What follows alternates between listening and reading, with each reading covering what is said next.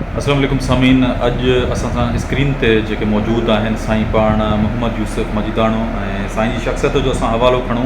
त केतिरा ई हवाला आहिनि, कहिड़ो ज़िक्र करे असां कहिड़ो ज़िक्र कयूं। साईं पाण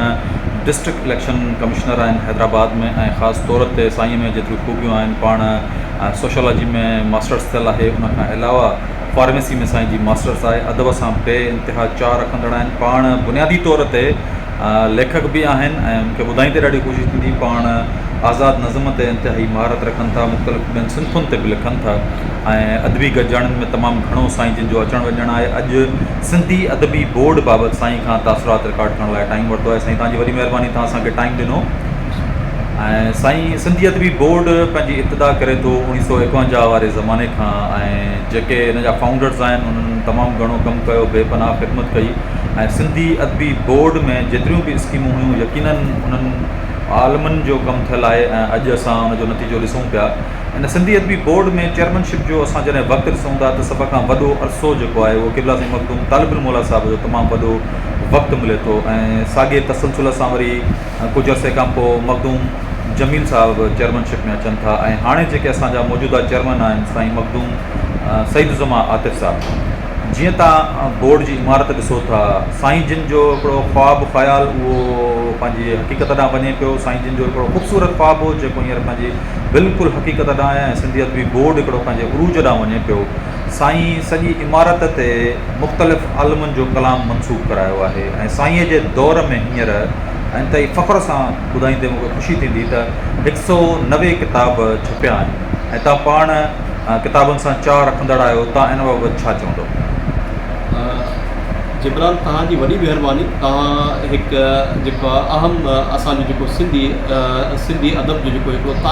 तारीख़ी संग मिल आहे उन जे बारे में तव्हां मूंखां पंहिंजो राय वठो था पिया। मूंखे इंतिहाई राय ॾियण में ख़ुशी महसूसु थिए थी पई, छो त जेकॾहिं कंहिं बि क़ौम में अदब न आहे त उहा क़ौम जेका मुर्दनि में शुमारु थिए थी पई। अदब खां सवाइ क़ौम न आहे ऐं मूंखे फ़ख़्रु आहे पंहिंजे सिंधी हुअण ते ऐं सिंध जो बाशूर नौजवान हुअण ते त असां वटि हिकिड़ी पंहिंजो जेको अदबी हिकिड़ी तारीख़ आहे ऐं उहा तारीख़ जेका आहे हज़ारे साल पुराणी आहे। का जेको 100 साल न आहे, का 50 साल न आहे या 5 सदियूं न आहे, जंहिंजी तारीख़ हज़ारे साल आहे, जंहिंजी शुरूआति मोहन जो दड़ो खां थिए थी पई। त हाणे सिंधी अदबी बोर्ड जे बारे में मां तव्हां सां पंहिंजो जेको आहे इहे वीचार ज़रूरु वंडींदुसि त पंहिंजो जॾहिं पाकिस्तान क़याम पाकिस्तान खां पोइ असांजे जेके पंहिंजो बुज़ुर्गनि जेको पंहिंजी ॿोलीअ जे लाइ बहितरीअ लाइ जेको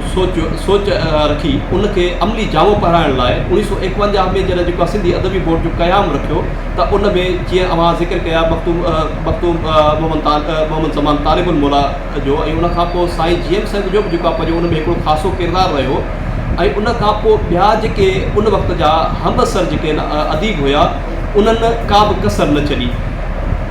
किन अदब खे सहेड़ियो, किन जेको आहे उनखे फैसिलिटेट कयो, उन में बिल्डिंग्स ताईं ॾिनियूं, उनखां पोइ जेको आहे फैसिलिटी जेको आहे प्रोवाइड कयूं त जीअं जेको आहे असां पंहिंजे जेको आहे इल्मी अदबी जेको आहे पंहिंजो असांजी जेका आहे पंहिंजो वाद वीज आहे उनखे असां वधीक जेको आहे पंहिंजो जेको आहे सिहत बख़्श जेको आहे पंहिंजो उनजी अफ़ज़ाइश कयूं। त इन में सिंधी अदबी बोर्ड जो जेको आहे हिकिड़ो बहितरीनु किरदारु रहियो आहे। सिंधी अदबी बोर्ड जे हवाले सां मां इहो चवंदो हलंदुसि त सिंधी अदबी बोर्ड जेका आहे तसनीफ़ जेका आहे असांजी आम जेका तसनीफ़ जेका आहे असांजे शाइर अदीब जेके असांजा लोकल जेको पंहिंजो आहिनि ज़बान जा उन्हनि खे त हिननि खे तरवीज ॾिनी, पर सिंधी अदबी बोर्ड जेको हिकिड़ो ट्रांसलेशन जो जेको कमु ॾिनो, जेको मिर्ज़ा कलीच बेग खां पोइ जेकॾहिं बहितरीनु अंदाज़ में जेकॾहिं परफॉर्म कयो त उहो सिंधी अदबी बोर्ड परफॉर्म कयो, जंहिंमें मां हिकु ॿ जेके मुंहिंजूं तसनीफ़ जेके आहिनि मुंहिंजूं पसंदीदा तसनीफ़ आहिनि जेके मां पढ़ियूं आहिनि उन में मैक्सम गोरकी जी जेका आहे पंहिंजा जेका आहे उनजी आत्म कहाणी जेका आहे पंहिंजी आप बेती आहे उहा मुंहिंजी जेको आहे बरज़बान मां तमामु जेको आहे चाह सां पढ़ी ऐं मूंखे जेको आहे उन में ॾाढो जेको आहे पंहिंजो उन में लुत्फ़ु आयो त जीअं मैक्सम गोरकी असांजी सिंध जो हुजे अहिड़े तरीक़े सां उनजी ट्रांसलेशन सरंजाम ॾिनी हुई। त अहिड़े हिसाब सां जेको ट्रांसलेशन जी जेका तसनीफ़ आहे उन में जेको आहे हिकिड़ी बहितरीनु जेको आहे पंहिंजो जेको आहे उनजे सिंधी अदबी बोर्ड जेको आहे उनखे परफॉर्म कयो। अहिड़े हिसाब सां अचूं जीअं जेका मौजूदा जेका उनजी जेका बिल्डिंग जी जेका स्ट्रक्चर आहे त उहा बि जेका आहे तारीख़ी एतबार सां उनखे हिकिड़ो बहितरीनु जेको अमली जामो पहिरायो वियो आहे त जीअं जेका आहे उते आलमी अदीब जेके असांजा आहिनि उन्हनि खे उहे फैसिलिटीज़ प्रोवाइड कयूं वञनि जीअं असां ज़माने जी जिदत सां गॾु असां हली सघूं,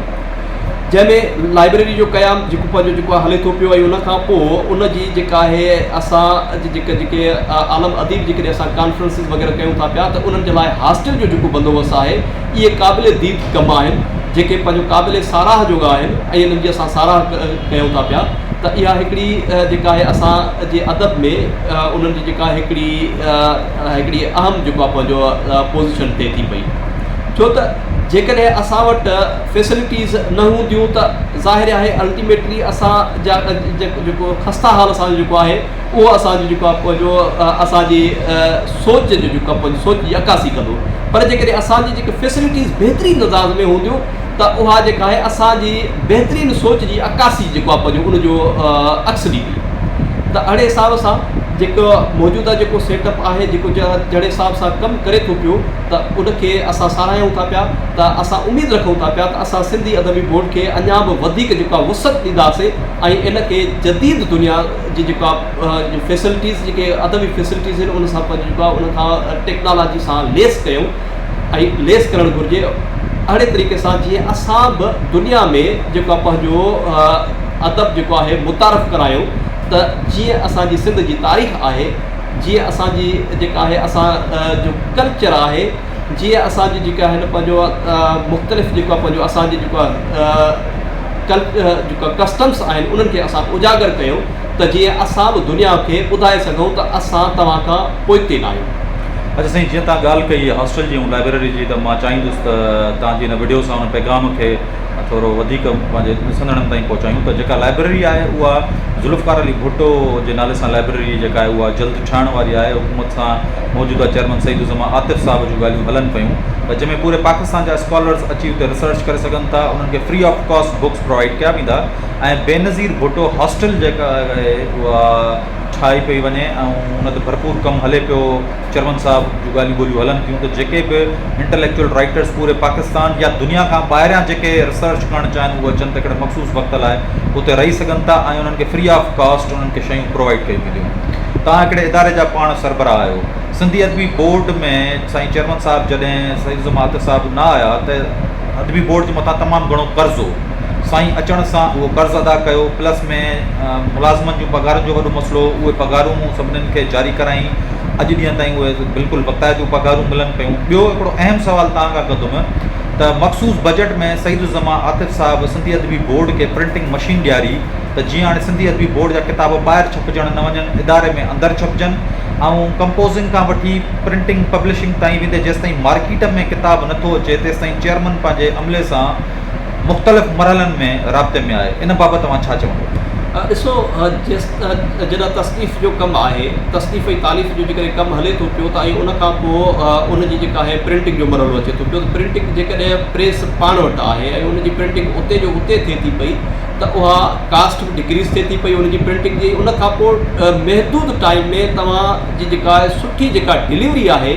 उहा ॾेई सघो था पिया, छो त जेकॾहिं ॿाहिरि जेका छपाई जो कमु जेकॾहिं थिए थो पियो उन में टाइम जेको आहे पंहिंजो लॻे थो पियो, ज़ाया थिए पियो, छो त उन्हनि जूं जेके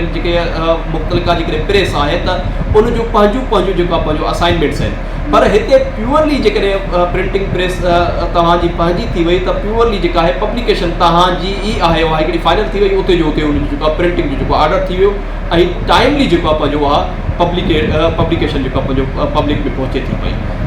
साईं, जीअं तव्हां जदीद टेक्नोलॉजी जी ॻाल्हि कई त सईदुज़मा आतिफ़ साहब अचण सां जेके बि कंप्यूटर सिस्टम आहे उहे चेंज करायूं, अपडेटेड सिस्टम करायूं, एयर कंडीशन ऑफिस थियूं। उन सां गॾु हींअर असांजूं 2 वेबसाइट आहिनि सिंधी अदबी बोर्ड जूं, जिते साईं जन जो ख़्यालु आहे त जेके बि सिंधी अदबी बोर्ड जा किताब आहिनि जल्द खां जल्द उन्हनि खे PDF करे नेट ते रखियो वञे त जीअं पूरी दुनिया में आसानी सां उनखे पढ़ी सघनि ऐं डाउनलोड करे सघनि, प्लस में उन्हनि सभिनीनि बुक्स खे ऑडियो बुक्स में कन्वर्ट पिया कयूं। इन बाबति तव्हां छा चवंदो? ॾिसो, जीअं असां टेक्नोलॉजी जी ॻाल्हि कईसीं, टेक्नोलॉजी जेसिताईं असां पंहिंजो लाइब्रेरीज़ खे डिजिटलाइज़ न कंदासीं, जेसिताईं असां पंहिंजी तसनीफ़ ऐं तालीफ़ खे डिजिटलाइज़ न कंदासीं त उहा असांजे पंहिंजे खिते खां ॿाहिरि न वञी सघंदी। डिजिटलाइज़ करण सां असांखे इहो फ़ाइदो पवंदो त असां दुनिया में पंहिंजो अदब खे मुतारिफ़ करे सघूं था। उहो न सिर्फ़ु पाकिस्तान, उहो पंहिंजी दुनिया जा जेके बि मुल्क आहिनि जेके अदब खे पसंदि करण वारा माण्हू आहिनि ऐं उनखे अदब में रहण वारा माण्हू आहिनि, जेके अदीब आहिनि, दानिश्वर आहिनि, उन्हनि ताईं असां आसानी सां पहुचाए सघंदासीं। इहो हिकिड़ो बहितरीनु कमु आहे। साईं, तव्हां पाण हिकिड़ा बुक लवर आहियो, बुक रीडर आहियो, वॾे ज़माने खां तव्हां पढ़ो पिया, ऐं अॼु जेका असांजी मुलाक़ात थी आहे उन मां मूंखे ॿुधाईंदे ॾिसंदे पंहिंजे ॾिसंदड़नि खे ख़ुशी थींदी ॿुधाईंदे त असांजो मजीदाणो साहिबु दोस्त जेको आहे, मूंखे एतिरी ख़बर न हुई त पर पाण इंतिहाई ख़ूबसूरत शाइर बि आहिनि, तमामु सुठा हिकिड़ा तख़लीकार आहिनि। साईं सईदुज़मा आतिफ़ साहिब जो ख़्यालु आहे त हींअर जेका मुआशी हालत हले पई, जेको दौरु आहे, त किताबु ख़रीद करणु इंतिहाई ॾुखियो आहे। साईं जिन हिकिड़ी स्कीम मुतारिफ़ कराई आहे त पढ़ंदड़नि खे किताबु जेको आहे घटि में घटि 50% या उन खां घटि क़ीमत में ॾियो, त जीअं हर ग़रीब गुरबो, हर तबिके जो माण्हू किताबु ख़रीद करे ऐं पढ़ी सघे। इन बाबति छा चवंदो? ॾिसो, इहो हिकिड़ो बहितरीनु क़दमु आहे, छो त जेकॾहिं कास्ट सां उनजी डिक्रीज़ कंदासीं त अल्टीमेटली जेको आहे उनजी पंहिंजो छा चवंदा आहिनि तबलीग जेका आहे उहा वधीक जेको आहे बहितर थींदी। त इहो हिकिड़ो तबलीगी कमु आहे ऐं उन में जेतिरो जेको आहे असां उनखे मिनिमाइज़ कंदासीं त इंक्रीज़ थींदी। पर इन सां गॾु हिकिड़ो ॿियो जेको आहे पंहिंजो मुंहिंजी इहा सजेशन हूंदी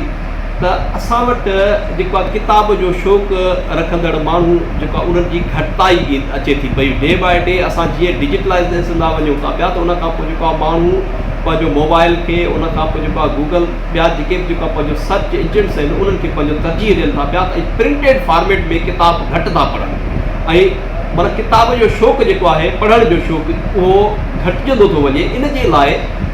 बहितरीनु तरीक़ो इहो ई आहे त उनखे डिजिटलाइज़ करे उन खां PDF फॉर्मेट में या उन खां पोइ ॿिया जेके मुतलिका फॉर्मेट आहिनि उन्हनि खे जेका उन फॉर्मेट में कन्वर्ट करे सभु ताईं पहुचायो। जेकॾहिं उन में ॿियो न त बि जेकॾहिं 50% छा उन में जेकॾहिं 20% में जेको आहे उन में उनजी प्राइस रखी वञे त उनजी जेका आहे जेको सब्सक्राइबर हूंदो 20% अदा करे वेंदो, त तॾहिं बि जेको आहे इदारो जेको आहे थोरे टाइम में हिकिड़ो जेको आहे पंहिंजो सफिशिएंट जेको आहे पंहिंजो उनजी जेका बजट जेका आहे उनजो रेवेन्यू जेको आहे जनरेट थींदो, गेन थींदी उनजे लाइ। त इन में जेका आहे हिकिड़ो बहितरीनु जेको आहे पंहिंजो साईं सईदुज़मा साहिबु जेको आहे पंहिंजो कमु कनि था पिया, त इन जी जेका डिक्रीज़ कनि था पिया प्राइस जी, इहो क़ाबिल तारीफ़ जेको कमु आहे।